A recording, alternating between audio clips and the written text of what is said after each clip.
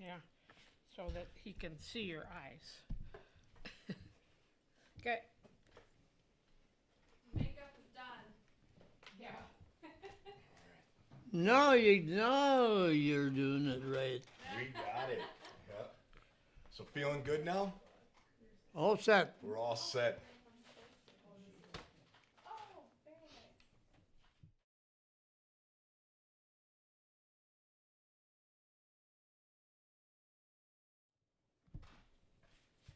All right.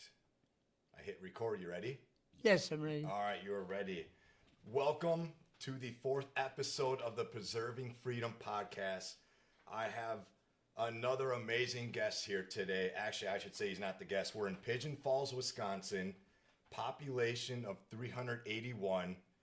An individual born April 26, 1917, will be celebrating his 108th birthday next week. Mr. Reynolds, Tomter, it is truly a pleasure and a privilege to have you today. Thank you so much for spending the time. We just had a great lunch. How you feeling? I'm just feeling fine, and I'm so honored to think that you would drive your mileage to come up and see me for my birthday time. And getting it splashed, that is really something that's more than I expected. It is truly our privilege, our honor. It really is. Would drive double, triple the time if needed Thank you. to see you, and I truly mean that. So, Yep. So a merchant marine delivered necessary cargo to support Allied forces worldwide. Right. You were at every invasion in World War II and transported over 700,000 as far as the merchant marine service members. Born, as I mentioned, April 26, 1917, only child, grew up in a farm during the Great Depression. No electricity, no water. Take us back as far as you can, Reynolds. What is life like growing up on a farm near Pigeon Falls during the Great Depression? Well, I tell you what, it was quite a challenge. It was a pretty lowly thing. It was something that really affected everybody very, very much. There was such an amount of heat, sunshine, burning sunshine every day for I don't remember how many weeks, but this went on for maybe 3, 4, 5 years. And us people that are living here in the Midwest, where it's all ag, it was really bad for the simple reason the ag program here is all dairy for milking, and it just wasn't any milk. There wasn't any food for the cattle, and the winds were blowing hard every day, dust flying. All the fence lines along the way were full of like snowdrifts, full of sand, because there was nothing to hold. There was no greenery. It was bare ground. And I can remember my dad had to apply for what you call a feed loan from the government. And then we could repay some of that loan, that hay loan, by providing a team of horses and a man on the wagon and hauling shale and gravel over all the roads that didn't have gravel on them. You know, a lot of them were bare ground. But we worked for weeks and weeks, day long at a time, hauling shale. And we had 2 guys out there on the road with sledgehammers, hammering those big rocks into little pieces. And of course, being there was no milk to sell, there was no money coming in, so we'd have chickens on the farm. The ladies would help clean them up, and the ladies would take it into town to buy groceries. That's how we got groceries. So we had eggs available that way, and a little in spices, which we didn't need much of. That's us Norwegians. Norwegians were just happy with salt and pepper. There wasn't too many different kinds of spices. So we got by, but there was one thing about a farm. We had food, because we had beef, and we had hogs, and chickens, and veal, and lots of people had ducks and geese. So there was always plenty for us people to eat, but no money. And I can remember our neighbor had an auction selling out everything he had. And a rainstorm come by, and I was in the house, happened to be, and people were coming in to pay for the goods they bought. And I can remember a guy up the valley bought a bunch of cows, and he brought out $100 bill, and $100 bill?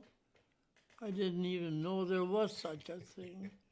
My dad didn't even have $5, so of course I had to run over there and be sure I got a good look at that $100 bill, and I'm sure I looked right at him too.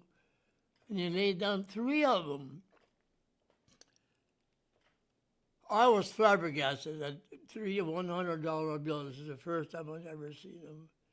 But evidently he'd collected them, and he didn't use a bank, because he didn't use the truffle. He didn't use to kind of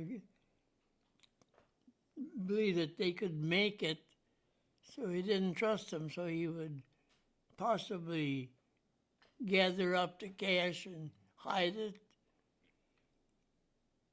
And of course, back in my early days, I didn't get to be using any cars. We got to be using horses and buggies and sleighs and cutters. They call those winter sleighs were called cutters. They had a little body to them, and a 2-door combination. Ours had doors you could slam shut, so you could keep the draft away, cold air and stuff.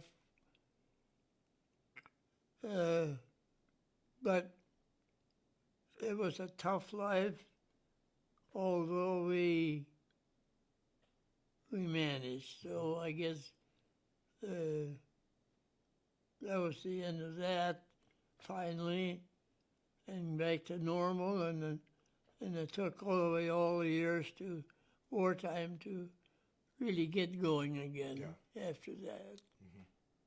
Were you mostly, so you mentioned quite a few, you had some cattle, hogs, chickens, anything else on that farm?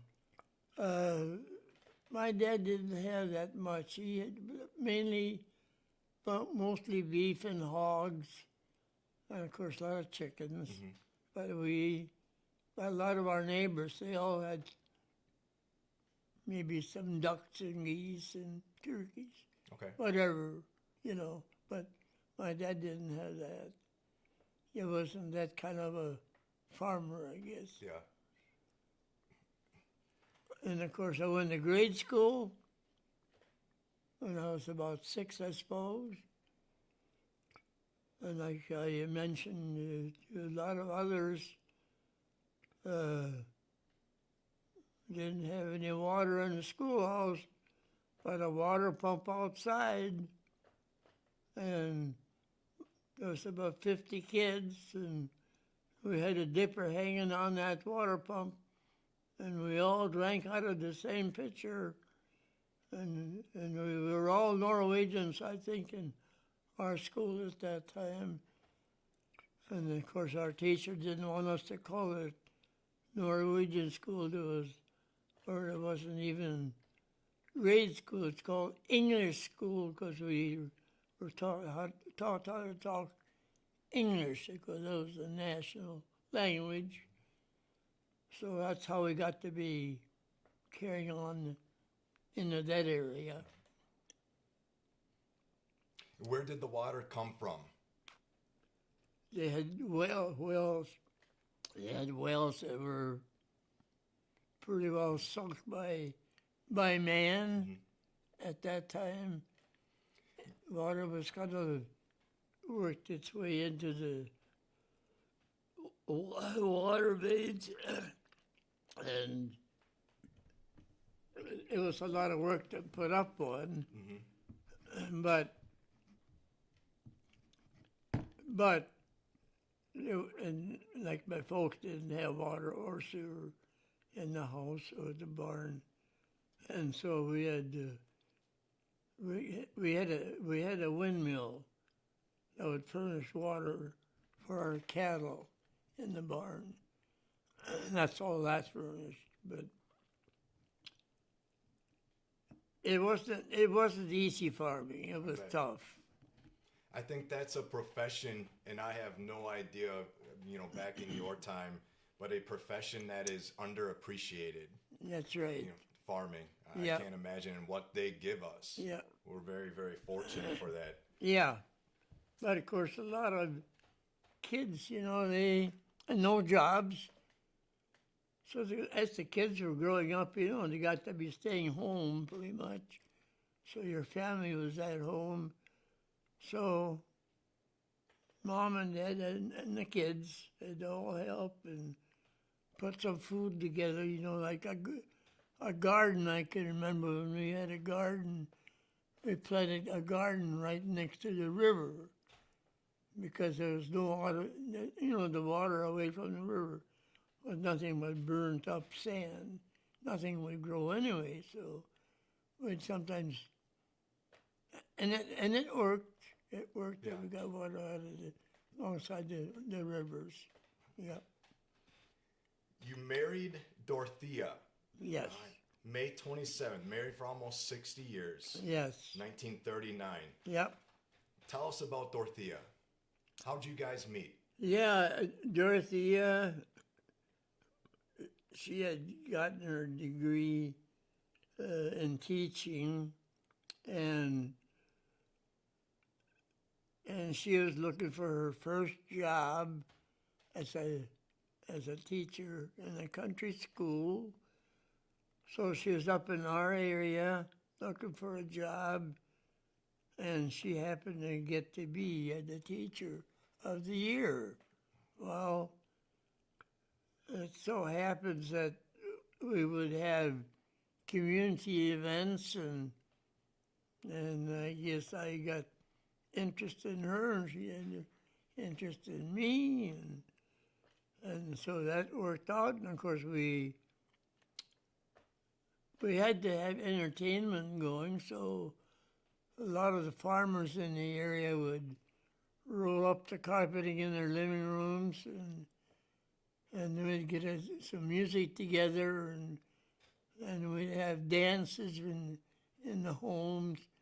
And she was a good dancer, so that was kind of automatic. So the dancing is what got you. Yeah, it got us. And so it went on, and she got this teaching job, and I think she's going to get $60 a year. Wow. For teaching 60 kids. And do all the janitor work and firing of the school for the winter. She had all those jobs to go with it. But she did, the community we were living in, she got moved. She got, in the fall, she applied at a school in the neighboring town in Pigeon Falls for this area. and we had a school, an 8th grade school going, and it just so happened that they needed a teacher, and she applied and she got it. So she moved to Pigeon Falls before we were married. Okay. And of course we got married then in the spring of '39, and then that's when I decided I'm going to move off the farm, and so we settled here in Pigeon Falls, and I didn't have a job, but I was really looking for one, and I got a job in a big building that was a department store. Successful people had been running it, and it was the Slitlands, Ernie Slitland. He had, like I said before, he had a locker in there, and when I started there, we even had international harvester dealers. Wow. So we were selling 1940 model farm-built tractors in '39. How much does that tractor cost in 1939? I have no idea, but I suppose maybe 1,200, 1,500, Wow. Wow. because we had a Chevrolet dealer here, and he had a brand new 1942 door Chevrolet, and he sold it to somebody in this town for $450. So another thing just happened to jump into my mind. When I got this job at the store, we were taking in eggs from farmers, so they could bring their eggs in and turn it into groceries, buy groceries. And I can remember what we were paying for eggs back then in '39 was 7 cents a dozen. Now it's around $7 a dozen. You know, things are so different, it's unreal. I imagine. But 7 cents. Man, I bet people wish it'd go back to that, huh? yeah, well, maybe not that bad. Yeah. Growing up, you had, your knowledge of the military came from what you read in newspapers or learned in grade schools. Yep. You got the news of Pearl Harbor on a very important date. Yes. Kind of, was supposed to be a day, a blessing. Explain to us where are you at that day that you found out about Pearl Harbor? Well, it was the day of baptism. My daughter's baptism. She was born, and so that Sunday we were going to have baptism, and then naturally after services, the people that attended, or were the sponsors to the baptism, they were invited to our house for dinner. So when we got out of church and we got in our cars and drove down to the house, I was living here in Pigeon, and some cars are in my yard, and I thought, what are those cars doing in my yard? What's it all about? And the guy come right to my window on my car, and he said, we just got bombed at Pearl Harbor. I said, oh, no. Because he knew what he was up to, and I knew what I had to face. Was the big call. And so we both thought, oh, man. So Julie was baptized the day of Pearl Harbor. So that's a memory thing. Mm-hmm. Did you have any, obviously prior to you being drafted, did you have any ambition, if that's the right word, to join or to enlist to go in? I believe that's got to be difficult. You're just married. Your daughter just got baptized. What are you thinking about as far as your efforts with the war before you got drafted? Well, I was lucky, of course. My wife was a teacher, so she was earning money. Otherwise, I don't know what we would have done. But I thought, well, when that call comes, it'll come. Well, it took a little while because I already had a dependent. And I started out drafting. They were kind of trying to pick the singles first. And so after a while, when that got going, and they were catching up, and of course, then I got my draft. Now it's just same as my son-in-law or my brother-in-law at the same time. And I thought, oh, balls, I had a job, and so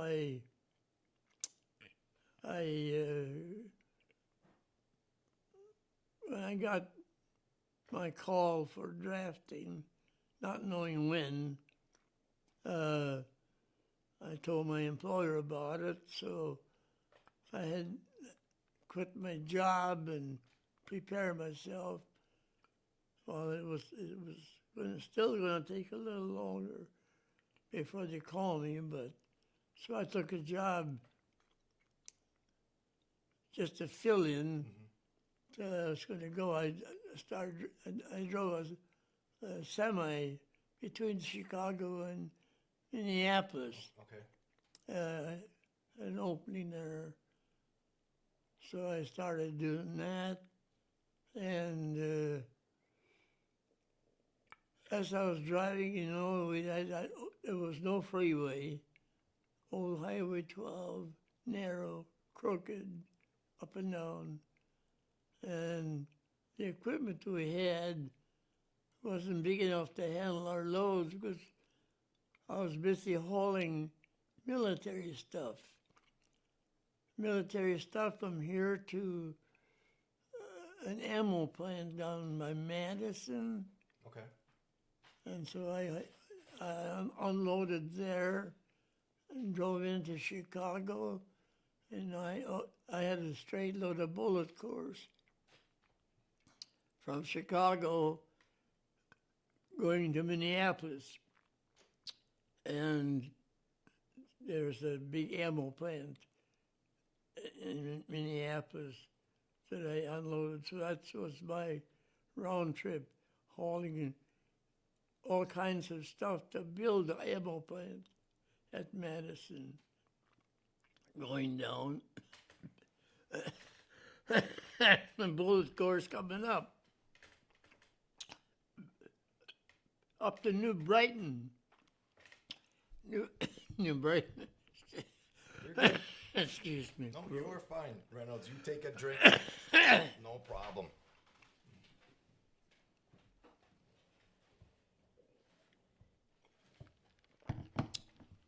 So I was busy driving, and all the ice and snow and winds, and it was an awful job.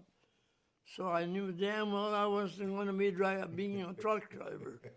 No way. So I got called, I got drafted, and I went to Milwaukee to get my draft exam. And then I got there and I really wanted the Navy. I really wanted the Navy. I really had my heart set on the Navy. Did you have a certain job in the Navy that you were interested in, or was it just the Navy in general? Navy in general. Okay. Yep.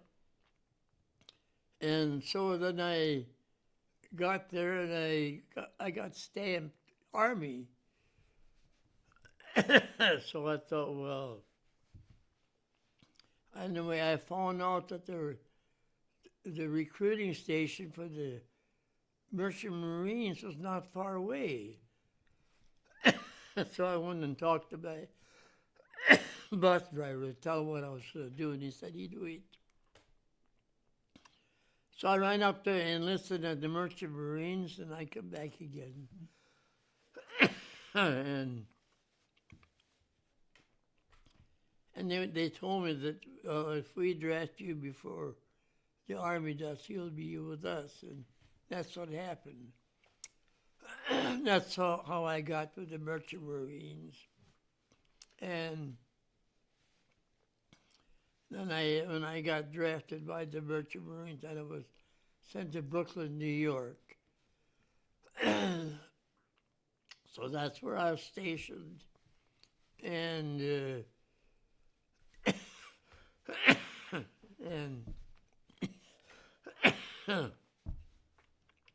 excuse me. Oh, you're good. Take your time, Reynolds.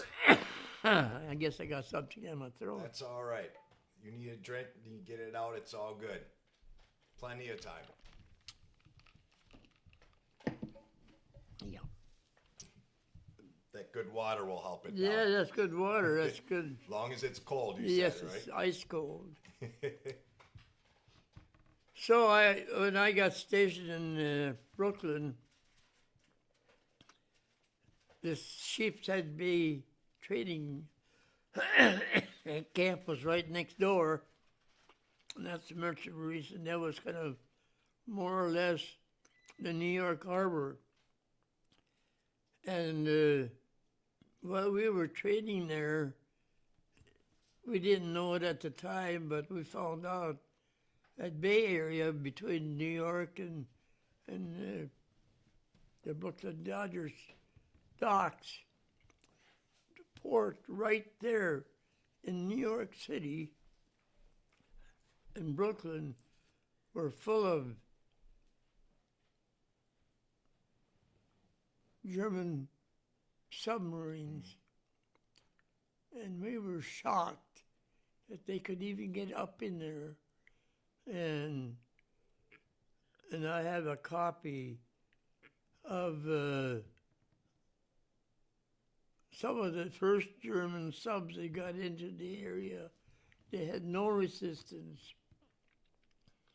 And as they were coming up from the south, off out of the ocean, they said the lights are on all the cities up along the waterway.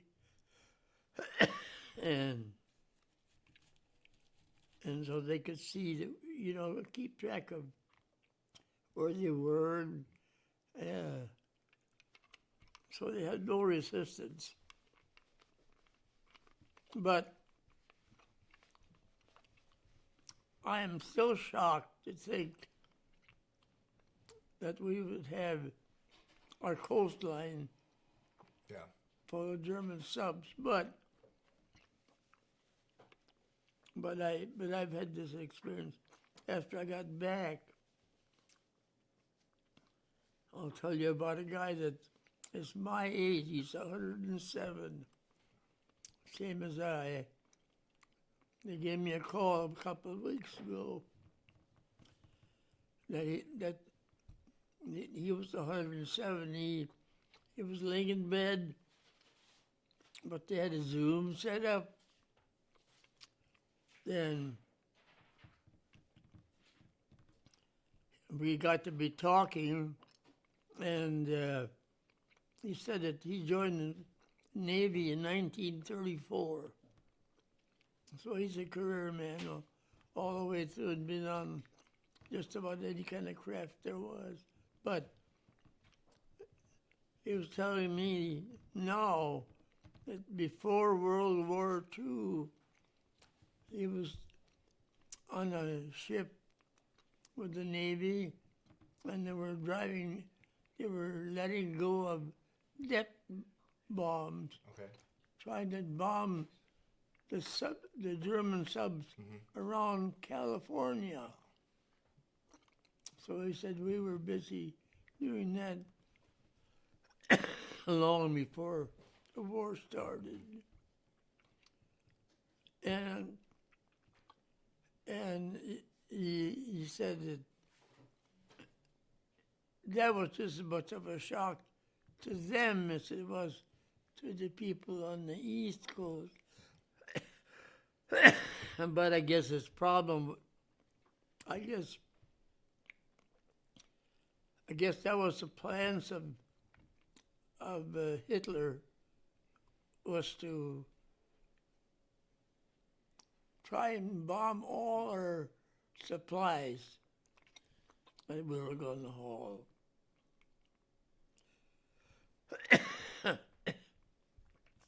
So that's why he had all those subs in there. And after he found out that he could get in there without any problems. Yeah. And so he did a lot of it. And that was his plans, but it didn't work out. Because Kaiser came out and built ships faster than he could build them out of the water. Yep. So in the Merchant Marines, you were, you became a baker. I Yes. believe you were a baker, but then also you could have possibly been or had a secondary job as an artillery gunner.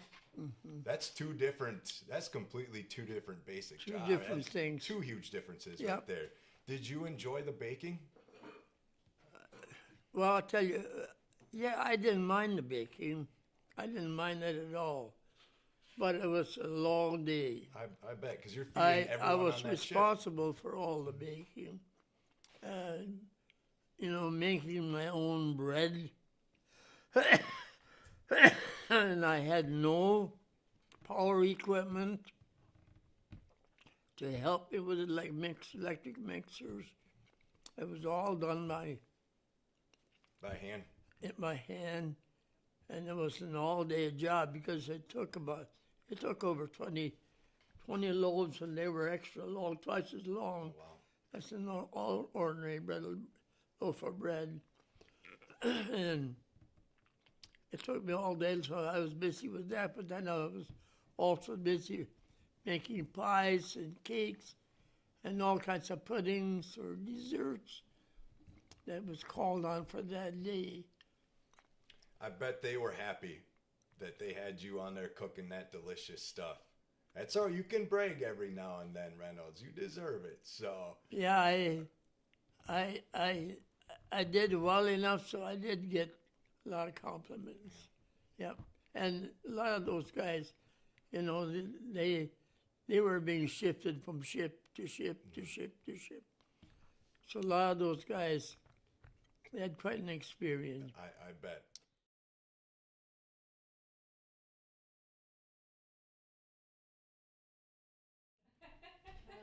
And that also made you sleep good. Yeah, I was gonna say, she probably just needed a break. Half a pint of brandy. Well, Well, not for him. Yeah, she just kept that on hand. Yeah, that was the medicine cabinet. That and a little Morgan David wine we found in her closet when she passed away. Oh, really? Well, cheaper than going to the doctor and Yeah. having some brandy instead to help Yep. you out. Yeah, she was a pretty straight Norwegian lady.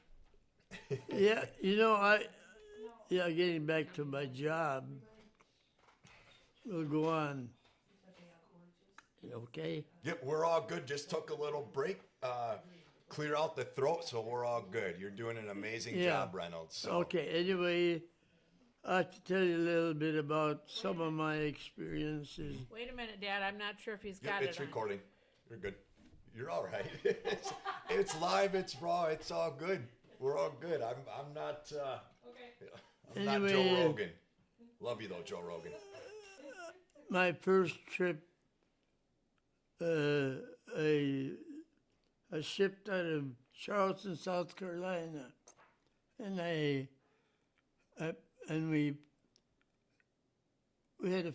always had more than we should have as far as weight is concerned. We were all overloaded because they needed the stuff so bad in Europe, and we pulled into Naples, Italy, and it was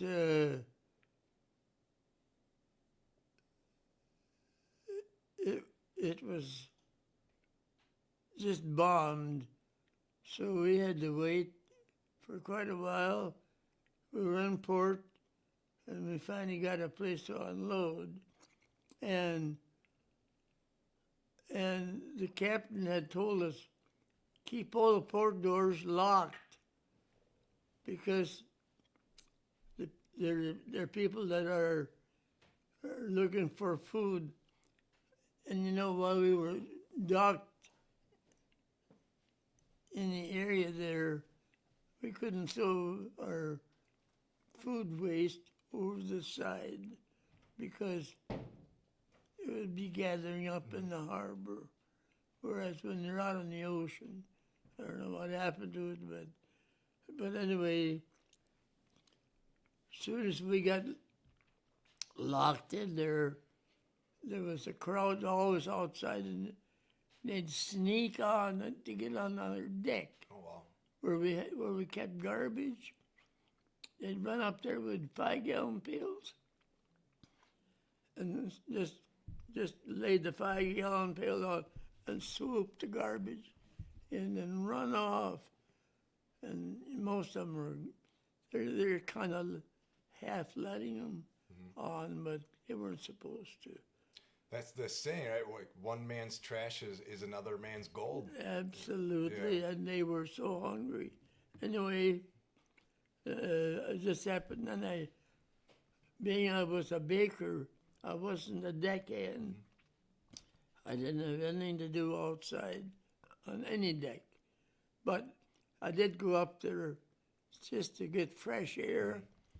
And then there was a lady down below hollering, and I could hear her asking if there was any Norwegians aboard. So I stopped for a bit, and I said, yeah. I said, I'm Norwegian. I said, I'm from Wisconsin. Well, what happened to her is she had a sister living in Naples, and she went down to visit her sister, and just at the wrong time when Hitler took over, he took over, so she didn't get out. And she was starving, she said. And she wondered if she could get a loaf of bread. I said, no. I said, that's impossible. Because Captain did warn me they're going to be asking for bread. Well, for some reason I couldn't help but get one half a loaf wrapped up in some newspapers or something. And I had a guy, a deckhand, who was working out there. And he went out and he gave it to her, so she did get a half a loaf. And then the next morning, that lady was down below again, and I thought, I just went to see if she would be, and she was. But she had stolen some grapes someplace. So she had brought some grapes for me to have. So she returned the favor. To return Wow. the fever. Yep. Wow. Yeah. It's just It's a incredible. little side edge, happening. Mm-hmm. Yep. Your main struggle you mentioned was being away from your family, your newborn daughter. Yep. How did you deal with that? Being away from family for so long. Yeah. It's not an easy matter, I bet. but you know that you were doing a job that you were asked to do, and you better damn well do it and be happy about it. Just make life as good as can be, and that's exactly the way it was. First we had all these German subs ready to with torpedoes, and we didn't have anything to fight back with as far as underwater is concerned. But we had aerial, and we had some cannons. So that's what we were there with, but we were sitting ducks, wherever we went. So we knew anything could happen anytime. So it was between that and changing your lifestyle and giving up your staying at home and stuff. You knew you had to do it, so you were so busy you didn't know what you're doing otherwise. You had 5 white knuckle trips across the Atlantic to Europe, wondering if German U-boats had them in your sights. Yep. You could expect one anytime. Yep. So one of my deployments in Afghanistan, it was, I don't want to say anything similar by any means, but IEDs. I remember my first time outside the wire going on a mission in the white knuckle. Yep. You're just any moment. Yep. But I think for me, there eventually came a time where it's just, if it happens, it happens. Yes. Did you have anything similar to that? Yes, I did. Yeah. I think we all did. There's nothing we can do about it. So we all had the same thing. If it happens, it happens, and then you got to put up with it. And lots of them did, but I was lucky. I didn't get charged. So I was lucky. Very lucky. Like I had been all my life. Lucky in everything I did. Mm-hmm. And lucky that I'm getting as old as I am. And yeah.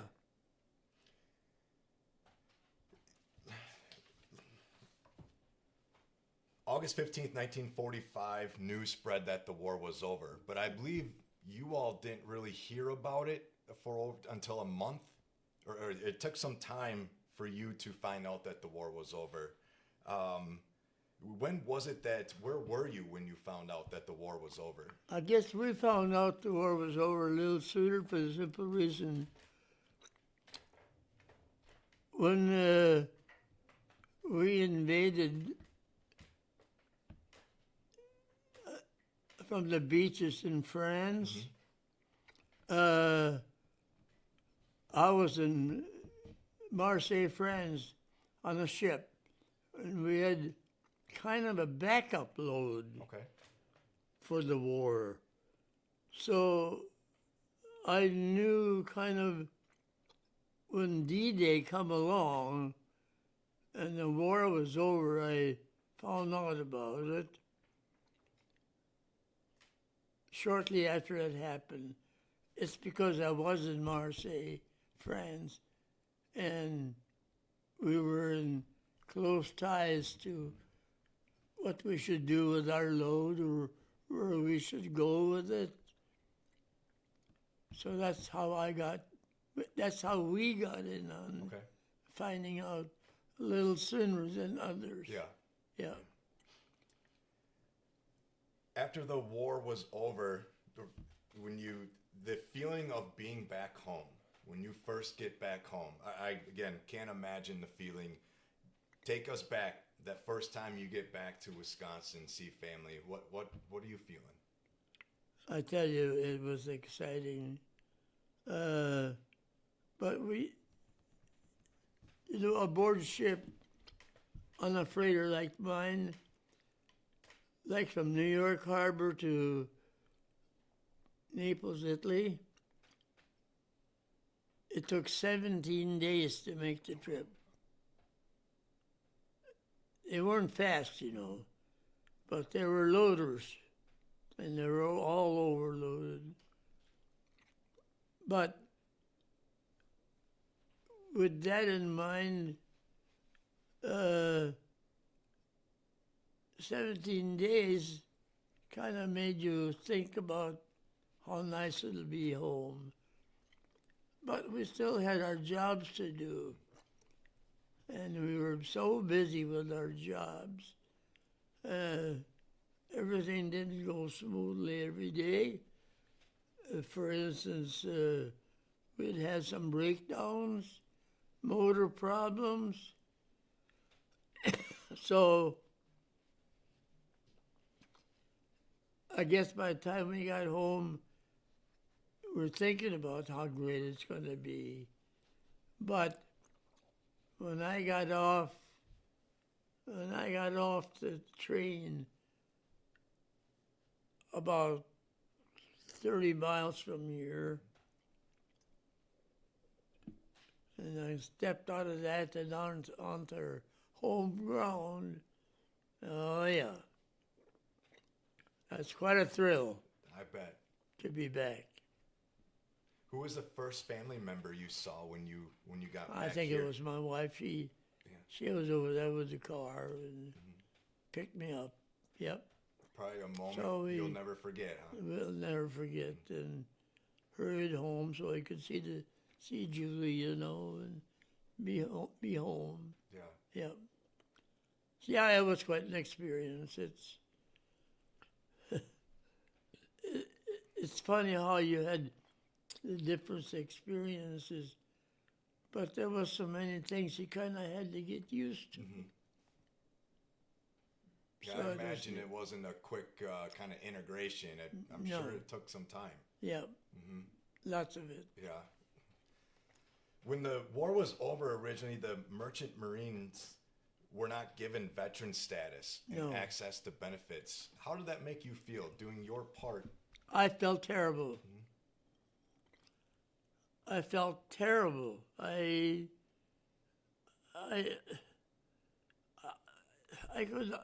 couldn't understand how that could happen.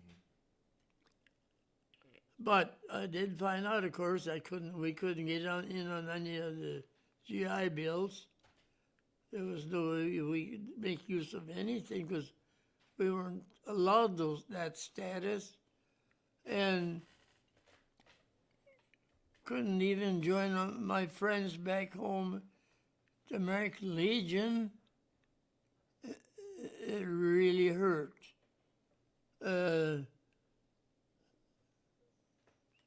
So I guess I almost didn't think about anything like that. It wasn't even in my mind, or even nobody even talked about it. I think it was a shock to all of us. And so when it did happen, it took a while before they even passed the bill, you know. Yeah, I believe not till 1988. Yeah, Yep, you received full veteran status. No. And no. I can't have, I mean, terrific that it happened, but a little late, in my opinion. But since that, we have been so well receptive to do anything and to join any organization, and we don't even have to ask. We're invited, and it was such a good feeling to be invited. So again, there we go again. This makes us feel great. And what's next? Yeah. But we found out, and ever since that, they've been bending over backwards to support us. For instance, the guys from Vietnam and Korea, they got mistreated. And I felt so bad for them because they didn't deserve anything like that. They went to hell to fight, and they were there, and they got a taste of it. And have to come home with a feeling like that? That's awful. But they too, ever since that, they've been invited to everything. Trying to erase that moment, erase that time, and come with us. We're together. Amen for that. Absolutely. Absolutely. Unfortunately, many that will never be able to have that experience, but fortunate for those that do, that Yep. are. Yep. So after the war, you ran a dry cleaning business and bought a general store. Yep. First job after the war was working at the, what is it, P. Eckern? The Eckerd Company. General store. Just had lunch across the street from there earlier with you and your daughter. This also operated as an ambulance and mortuary service, so you had to be on call 24/7. Yep. How were you notified if you were needed? Like, if middle of the night you're sleeping, how do you know? I was sleeping at the switches. I was looking for a job so bad because there wasn't any job. No jobs. And to find a job. And of course, I knew about what it consisted of, that it would be that way. But I didn't think so much about it until I got it. And then I found out, hey, this is more than an everyday job. This is a 24-hour job, whether it was Monday or Sunday or whatever. And it carried on like that, and it was taken for granted, kind of, that we were kind of, if anybody got in trouble, they called the store, because they knew we had men there. There's about 3 men of us. We'd take off. We'd drop everything in the store, probably waiting on people. We'd drop everything out. We'd go to get to this place that called for help. And so we got to be noted for that. So we were really a popular group. And of course, we never thought about charging anybody for it. But at that time, this liability thing that we have today, with all the suing going on, we were lucky that there wasn't anything like that. Yeah. Because, anybody that runs into an accident and you're there to help, and you maybe never seen one like it, you probably are doing things you shouldn't be doing or be more careful of. But we helped them, and the public, they backed us. They backed us. They had no thoughts about doing anything like a lawsuit. They fell all over us, and that's really how my boss that had the funeral business had the business that he did have. Yeah. Business for everything. And take, for instance, he had lots of funerals, far and wide, because of us. But people appreciated it. I bet. Yes, they did. I bet. We were pretty well respected. And I'll even add this. This is last summer, and of course I had, a lot of, some training, life-saving treatments. And last summer I drove to a restaurant over at Blair, Wisconsin, and next to this white old on Blair. And I was in this restaurant, and all of a sudden there's a guy that drove right up towards the front door at the restaurant, jumped right out and ran inside, and he hollered, "Help, help, help. Something's happening to my wife. Help, help, anybody, call the ambulance." So the owners of the place, they called the ambulance. And then he come right back again, "Please, somebody, I gotta have help." Nobody showed up outside. Well, I know why. It's because of liabilities, And I was there, and I didn't do it because I did the same thinking. But I went out and I did help and I did what I could and turned the patient over to the ambulance when they arrived. So and everything turned out okay Good. after that. But I can understand. I thought there's lots of young people compared to me. We want to help them, and he was going crazy. But we got it all solved and went fine. Very good. But it's just an example. Mm-hmm. No, very good example. You end up buying the store in 1954 and renamed it Pigeon Store Yep. Incorporated, where I believe it's your motto or your slogan, if we don't have it, you don't need it. Yep. Who came up with that? I guess I gave us. Yeah. Okay, all right. You literally had everything at this general Maybe over the coffee table store.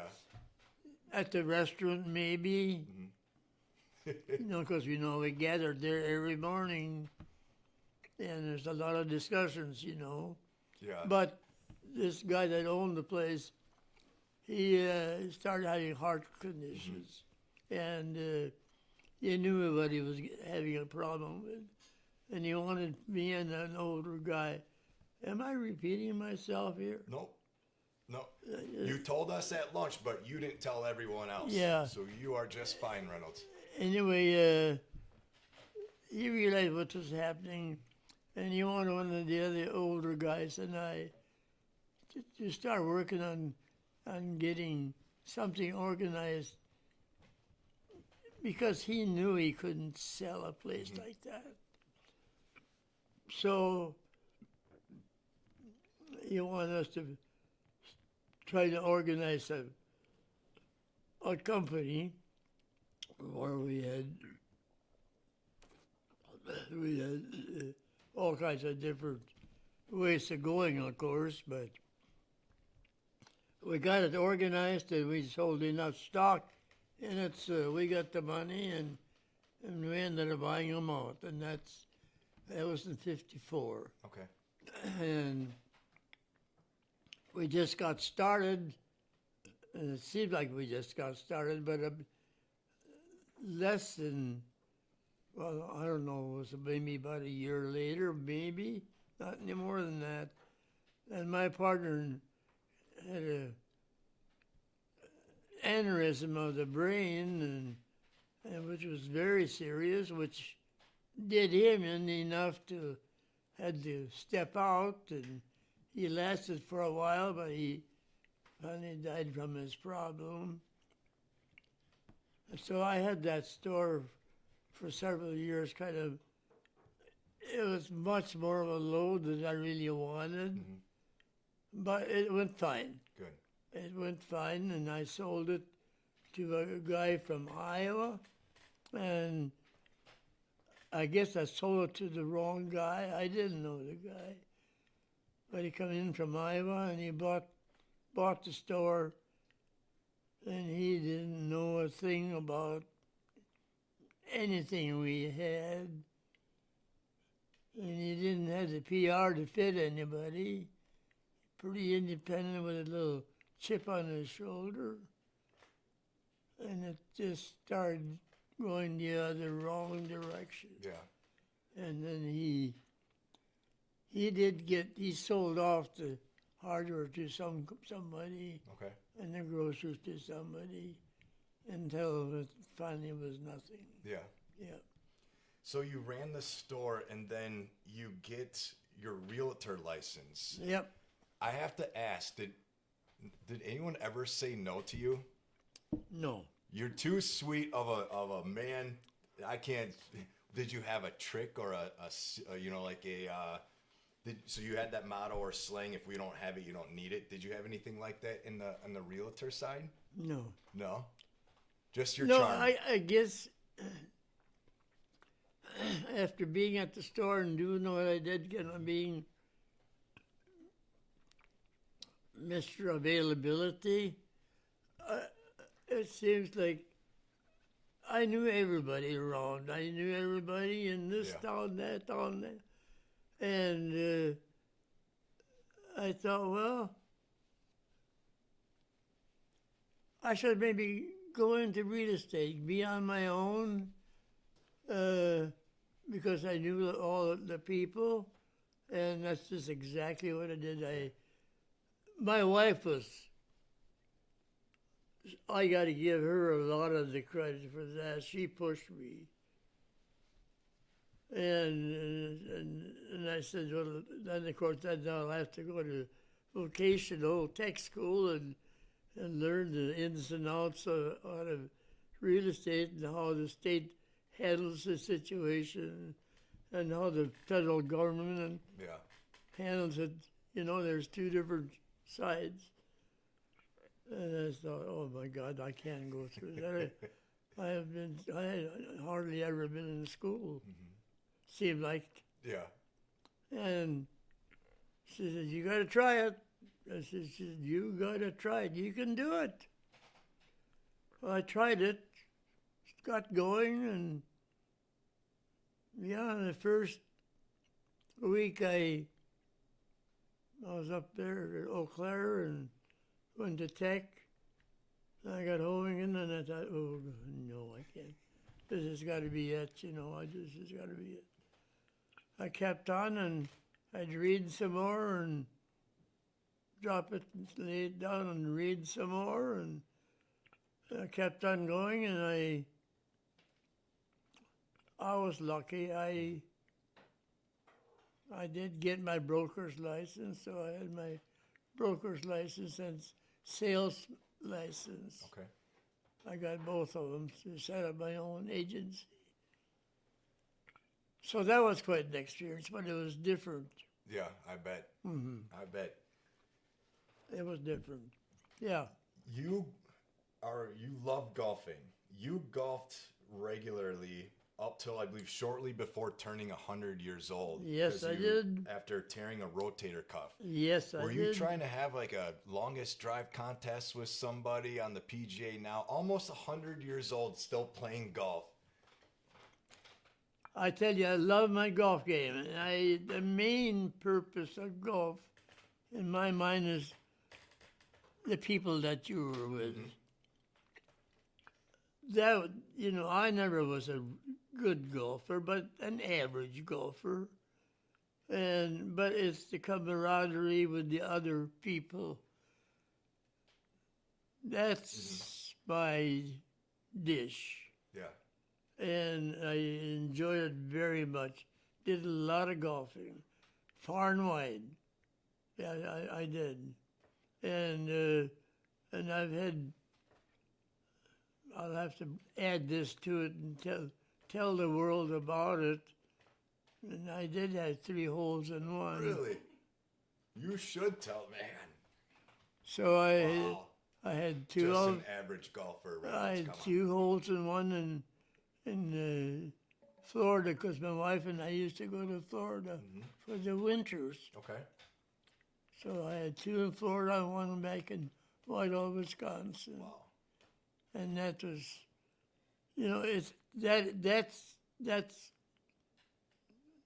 it's a thrill, but that's all luck. But I'm not going to say it. I'm not going to tell people it was luck, All skill. Some of my, you got to wet the ball on the right side and to make it work, you know. Yeah, absolutely. Yeah. Badger football. How do you think they're going to do this year? Still a fan? Still I watching? think they're going to be average. Yeah. I do. I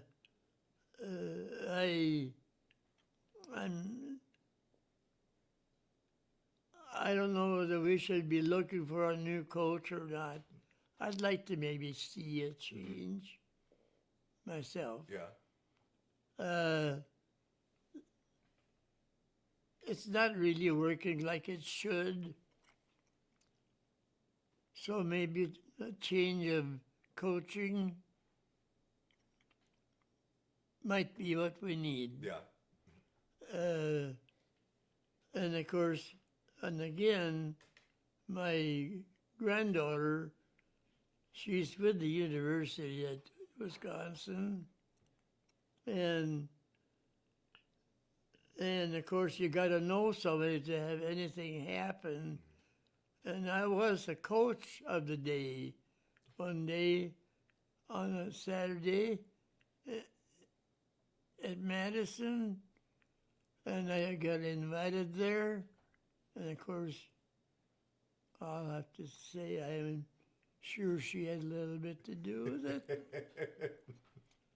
it. Coach of the day, and that meant spending a Friday. I spent all day Friday, and I was with the ball players, eating and dining, and I was all over everything there is in that campus.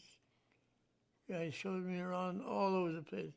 So on a Saturday, first I had to have my lunch with them in the morning, and then later that day, I was one of the last ones coming out the gate. Really? Behind the ball players running, because I was coach of the day. So that was quite an experience. I bet. Can't imagine. That was quite an experience. That whole standing crowd along there the and side there everything. with the players as they were playing football. I stood there. I was with them for the first half, and they escorted me to a seat they had set up for me. Everyone there cheering for you. Oh, of the course. Whole stadium, Oh, as of you course. deserve. Oh, of That's course. incredible. Oh, man. What a feeling. What a feeling. You were driving up to 105 years old. Yep. Did roundabouts ever give you any trouble? No. What is the trouble with roundabouts? I can tell you the reason why roundabouts didn't get me in trouble, because in Eau Claire, they go on earlier. It was by itself. That was on Highway 53. So I got to learn by that one. But right when I'm getting up and around Rice Lake, if you go to the right, it's two of them in a row. And if you go left, it's one in a row. So I was kind of all set up. So I was blessed by this one in Eau Claire. Okay. That kind of taught me all about, and they are a headache and dangerous Yeah. because everybody doesn't know No, they don't. how to handle those. No. Even today, a lot of them don't handle it. Yeah. Yeah. In a few years ago, 2022, you received the Congressional Gold Medal for your service as a Merchant Marine. Yeah. The feeling of receiving that. Yeah. That medal is really representing the Merchant Marines, but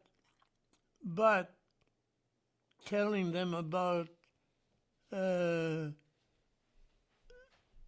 the Marines were, because lots of them didn't know what the Merchant Marines were. So it was meant to spread the word as to what a Merchant Marine is, and that they are behind in the freighters, freighting all the ammunition and everything that's needed. But I got a lot of glory out of that, and I was just at the right place at the right time. And that's how I got in on all of that. Yes. Yeah. And it's been that way ever since. It's just like everything I've been getting in on now, like I said to everybody, I really didn't earn all of that, but I'm getting it.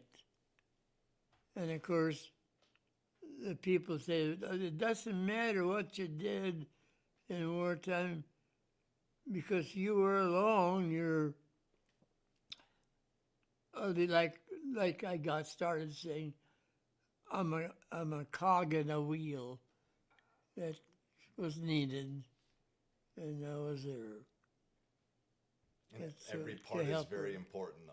Yeah, Every part plays a role in the victory. yeah, What happened there? yep, The Normandy trip last year, yeah. celebrating the 80th anniversary of D-Day I with can't American imagine. Airlines. I can't And imagine. Jamie, one of our medical volunteers that is here Yep, with my wife as well, and Julie's here, daughter. I didn't mention that earlier as well.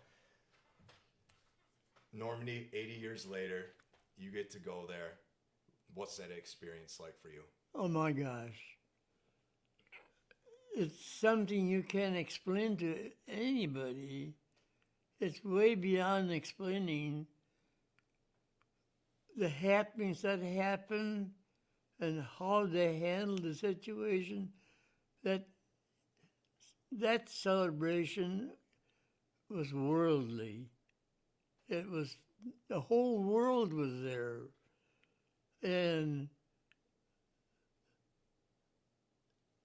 it's just like the first morning we got up and we had our breakfast and they hauled it out. Us out to a great big The buses out cemetery, there oh yeah, the American Cemetery. a that you big laid the wreath there? cemetery. And they come and they asked me if I would come along and lay the wreath on the tomb of the unknown soldier. Well, I can remember what my son said. He's right behind me, you know. Dad, the whole world is going to see you. Yeah, I guess so. Probably a And moment there I where- was, out there walking down to the cemetery and helping laying that wreath. And yeah, the whole world was watching. And that too. I can't believe it. It happened to me. So it's safe to say you had a good time for I that had a good 7-10 days that we were all together. Yeah, amazing. Fabulous. Absolutely. Fabulous. Yes. And American Airlines, they need credit for all of it because they didn't miss a thing. I can't imagine putting on a trip halfway or further across the world with that many people we had. It was so well handled, and everybody, all the volunteers that were there, like you people, I can't believe it. And you guys you had a lot of work to do. You had a lot of work to do. There's more Jamie and her medical crew there that everyone pitched in. You Yes. know, that medical staff, a crew, because all volunteers. So capable. Again, So working capable. 24/7. So It was amazing. thank you. It was absolutely amazing. Thank you.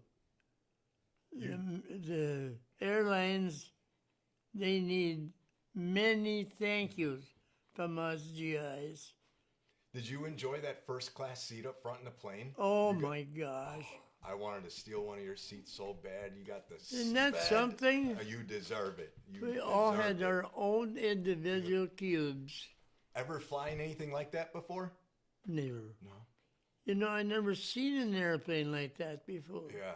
And I've been to airports. I never seen one like it. Yeah. Yep. You all look comfy. You know, from one side, well, it's twice as wide as this Yeah. room. Twice as wide as this room. Yep. That's what you deserve, first class the whole time. And I think it's safe to say that's what you all got because it That's was what we truly got. deserving. Yep. You said with the Normandy trip, I'm lucky to have a chance to go. Yep. I never felt at all that I earned it. I haven't done anything more than any other GI. And I'll argue with you just a little bit. You did what you were asked to do. Thank know, you. and what very few people will do. Thank you. You did earn it. Thank you. And you continue to deserve that treatment as you should have got when you first came home.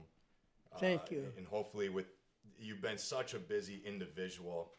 You know, last year you're inducted into the Hall of Heroes at Tomter, VA.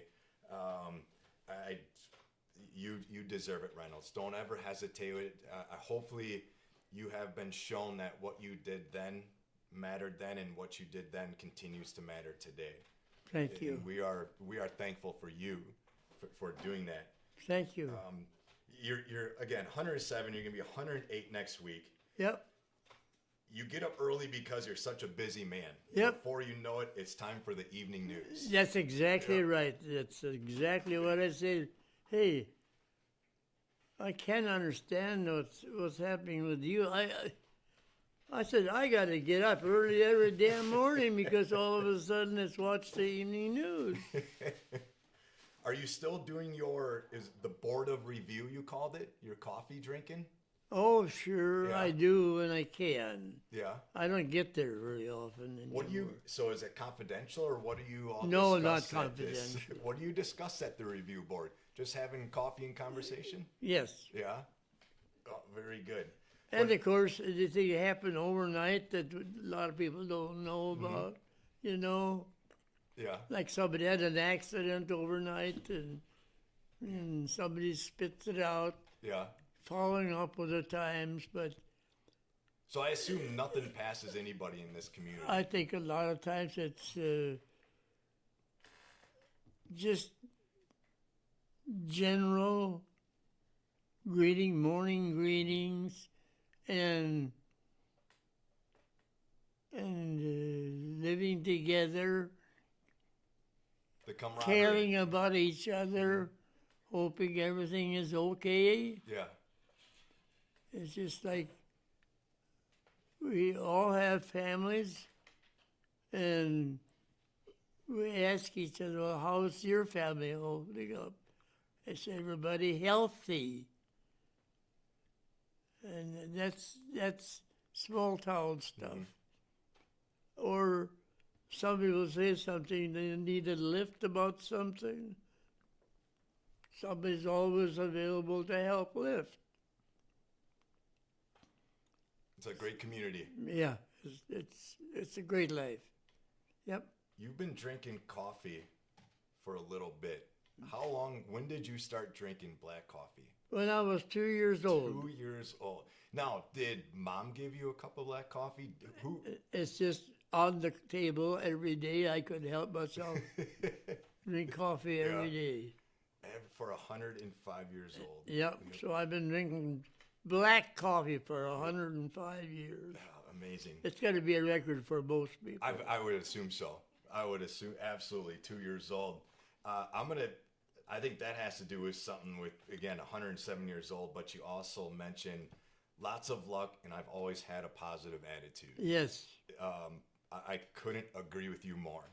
I've always had that positive attitude that I feel that positive attitude is it's helpful in everything. So, and I don't know how I got started on that, but maybe it's something that's in the air from back home that my folks had. Mm-hmm. They always had a good attitude too, you know, maybe. And I am the only kid in the family.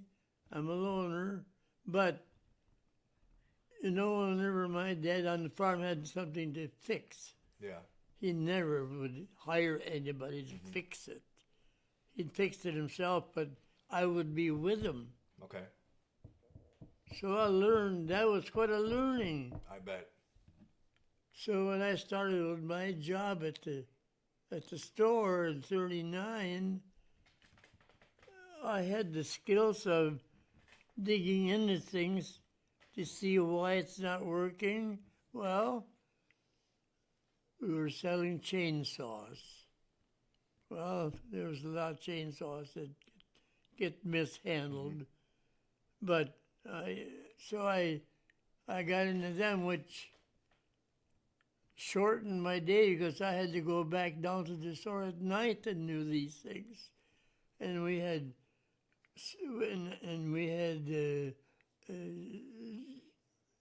all kinds of food mixers, everything in food mixing. And we had skill saws and vacuum cleaners. And my job was to, because I learned how to look for the trouble and find it and fix it, like my dad, that did those things for me. It didn't help me any, except I helped a lot of customers. You had a great teacher. Yes, I guess you got to call it that. Yeah. You mentioned as time fades, I hope generations to come will never forget the ultimate sacrifice so many made for freedom. I have said this, Reynolds, when on our last year's trip to Normandy, I've told this to the other World War II veterans I've been so blessed to interview. You taught me that week that we were there, why you are called the greatest generation. And I can almost assure, I hope there is never another time that we have to have that, but if there is, I hope so. But you have set the bar extremely high. I learned, again, as I mentioned, why you are called the greatest generation. I learned it that week. I learned it from you all. I saw it from the French as well, too, and all those that came to see you during that week in Normandy, and how much they respect that they had for you and continue to have for you. Thank you. I will never forget that experience. It was truly an honor to be there with you all, the 65 World War II vets, to Rosie the Riveters and Holocaust survivor. You are the most amazing people I've ever met in my life, and I am so thankful for that. And with all of those people, of all the things that happened that we didn't know anything about, that happened through their experiences, that part I really thought was fantastic. Because everybody had a part in something that was different from anybody else. Yes. Very true. So I want to say thank you to you for my freedom, for setting the bar extremely high. And before the final, I always ask one question to the veterans. Yep. If you could give a message or words of advice, words of wisdom to our armed forces today, what kind of message would you want to tell them? Well, get with it and dig in and help the government survive today. We need more concentration on the affairs of the government, and more than we ever needed before. But because I can remember when I was 18. When I voted when I was 18, there was compromises on both sides. Now there isn't any, because they have already made up their mind they're going to hate each other as far as politics are concerned. And it's not easy to run a country when you have a lot of people that doubt you. And we have a lot of people that are unsure, and it's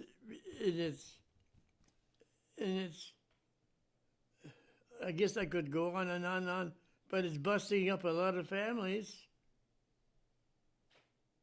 and it's not what we're looking for. Mm-hmm. So praise God, and let's all get together and help with our government. That would also be the exact words my dad would say. Those words come from him. Yeah.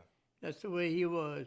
Whenever the election is over and the majority voted for that person, he didn't care if they were Democrats or Republicans. Okay, now let's get behind them and make it work. Yeah. That's what I got to say. Get behind them and make it work. No, I appreciate that. Thank you for that. So once again, Reynolds, sir, from the bottom of my heart, thank you. Thank you so much for taking being the time here today. Thank you for that experience last year. I'm glad that you got to go. We will continue to share your story, what we learned from you, so that those generations in the future will again know, and they'll know Reynolds. If you may still be around swinging golf clubs again, you know, because I hope that your 108th birthday coming up here, I'm excited and ready for you. Don't want the future to go too fast, but I'm ready for your 109th birthday. So, but again, sincerely from the bottom of my heart, sir, thank you so much for everything that you have done for our country. Thank you for being so kind as to come up and do this. It was an absolute honor. So Thank you. Thank you, sir. Bye.